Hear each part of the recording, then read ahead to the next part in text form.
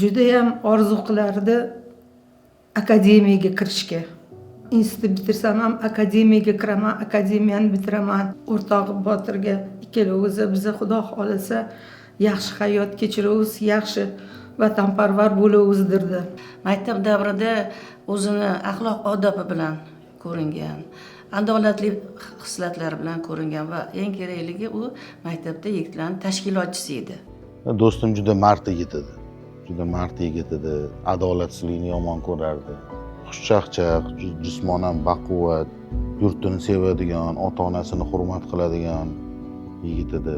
Janjal to'polon bo'lib qoladigan holatlarda o'zini tezda ishga kirib, tinchitish choralarini ko'rardi. Endi u do'stimiz haqiqiy bir men hurmat qiladigan, yaxshi ko'radigan nimalari oq ko'ngil, samimiy bola edi.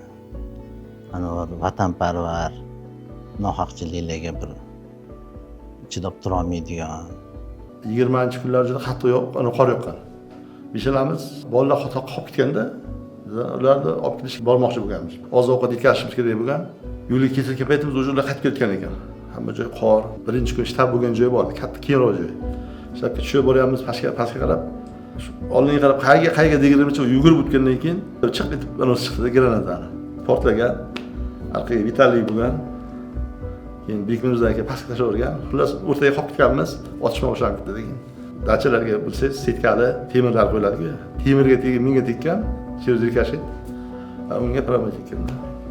Do'stim men uchun meni qalbimda mangu yashaydi. Doim meni qalbimda. Agar vaqtni orqaga qaytarganda, mendan so'raganda, harbiy bo'lamanmi deganda, ha, roziman derdim. Men bolamdan faxrlanaman.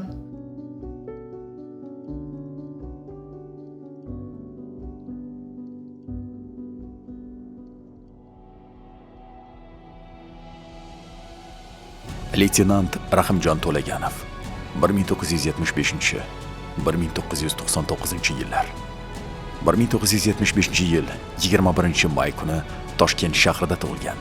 1992-yil Mirobod tumanidagi 154-o'rta maktabda, 1997-yil Toshkent avtomobil va yo'llar institutini tamomlagan.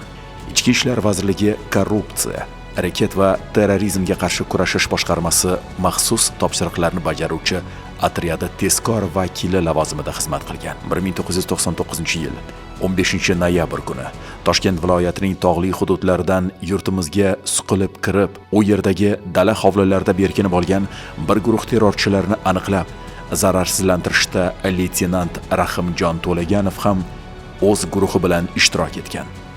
U o'ziga biriktirilgan hududni sinchiklab tekshirib chiqayotganida terrorchi tomonidan granata uloqtirilishi oqibatida mardlarcha halok bo'lgan. O'zbekiston Respublikasi Prezidentining 1999-yil 1-dekabrdagi farmoniga muvofiq vafotidan so'ng jasorat medali bilan mukofotlangan. Mustaqillik fidoyilari, jasorat bilan yozilgan mustaqillik tarixi.